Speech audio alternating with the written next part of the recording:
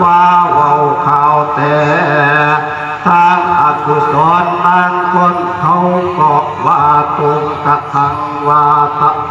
รัญญาดังนี้เป็นเก่าดูราเจ้าทั้งหลายยังปัจจัยตันนังอันว่าทางปัจจัยหนักนักเกณฑ์ตัวประเสริ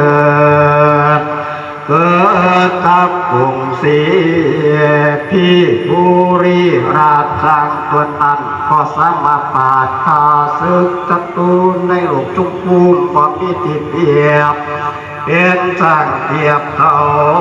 เวทสันนาตาสัตยังนครศรีพี่ให้ยังพวงคนพวงหลายประการพระองค์ยังไงต้านมันได้กิจหอแสงสุดยอดท้องลานสีแสนคำเป็นประทัดข้าวเมืองพระองค์เป็นกษัตริย์ครองเมืองสีพีบอนพิจารณาสักสิ่งสักอย่างก็จึงในปราศาสตร์ให้เป็นท่านพวกเขายังว่าพิษบ่ผูหาดบ่ชอบบ่ประกอบด้วยข้องตามเขายังได้